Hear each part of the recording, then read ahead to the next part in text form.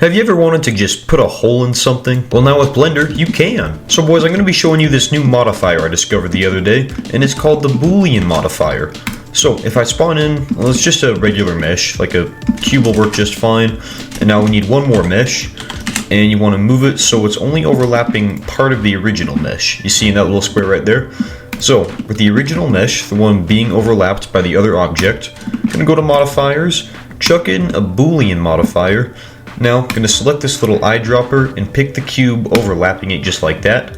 Now we're going to apply the Boolean modifier and delete this cube. And lo and behold, we took a chunk out of it. This modifier is super sick to work with since, as you can imagine, there's just an endless amount of stuff you can do with it. Like, I'm going to stack up a cube right now. Let's give it a little bevel. Oh yeah, make it nice and big, and why not bring this side out a little bit. And now, if we add in a cube, or, you know what, let's do a different object. We did a cube the first time. We'll add in a cylinder. RY90GX to bring it out just a little bit. And let's make it a shape like this. So it's cutting through the entire object. So, to the original, we're going to add our Boolean modifier. Yeah, now be careful not to add it to the object that's cutting into the other one, since that's not going to work. So, applied to this object, eyedropper, cylinder, apply, and delete the cylinder. And not bad. It's a pretty clean slice. Obviously, you might get a couple like small little errors in the edges, but they're pretty easy to fix. Like for this one, I can just take both sides, put on proportional editing, S and Y, bring these in just a little bit, and yeah, it just about covers it. You can do some crazy things with this modifier though. Honestly, I think in almost every model I've made for a commission or for a game or something, I've used this modifier at least once. For one example, let's say I scale down a cube about this size, and let's just say this is the barrel of a gun.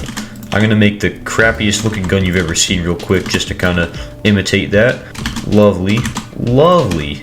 That looks like a gun if I've ever seen one. Okay, so you've got your barrel down here, and if you ever wanted to add holes to it, what I usually do is add in a cube, scale it about like maybe that big. Now if we add a loop cut to the side, we can go SX to bring it out, and Control B to make it a little bit more round on those edges. Now with this long shape, we can scale it out way far, bring it down a little bit.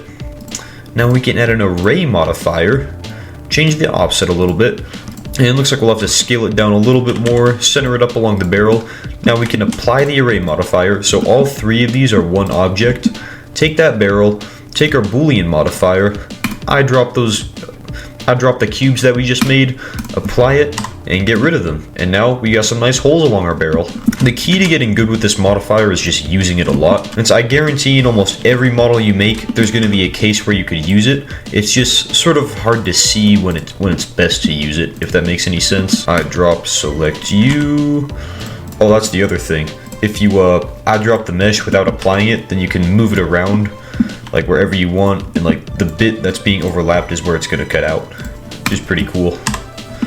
Yeah, not bad at all. That's a pretty smooth cut. If I centered it as well, it might look a little bit more pretty. So let's bring you down about there. Now if we apply it, that looks pretty smooth. You could actually use this for something. Yeah, for like the barrel of a gun or anything like that. Dude, you can make so much crap with the Boolean modifier. It's insane. You guys probably saw in the thumbnail I had a ton of these little cutouts. That was just with the Boolean modifier. I was like taking cubes, scaling them to a random length. Let's see, let's make these guys nice and long.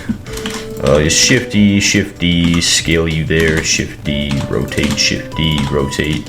Take this group, shifty, shift D, maybe take 3 of you, actually up there. Now we can take this entire deal, join it as one object, press Control A, apply all transformations, and mirror it to the other side just like that. Now the only thing I've noticed is doing like really big booleans like this with overlapping meshes, it's usually best to split these guys up so that we have one mesh being the overlapping cubes and the other being these bottom cubes. So we can boolean these just normally. If we cut those out, you can see that's basically what I did for the thumbnail. It's nothing too hard. Then of course we'll do these now. Cut you out just like that, and very nice. Yeah, you can see there's a couple errors with the overlapping. I wouldn't recommend overlapping your meshes like I was doing, but we can just merge both of these at center, merge both of those at center, and we're basically chilling. And you could actually use that for something. Obviously, I didn't put a whole lot of effort into it, but you can see if you actually like planned your patterns, made sure you were making a good like little line of cubes or even different shapes, circles and stuff like that, you could make some like art for your game or some cool, I don't know, patterns for your map. Limitless possibilities with Boolean modifiers though. You probably get what I'm saying. So the next time you want to pop a big old hole in something, all you have to do is remember, just use the Boolean modifier. Bam, boom, ba, pow, skadoosh. Honestly, one of the greatest modifiers ever added to Blender.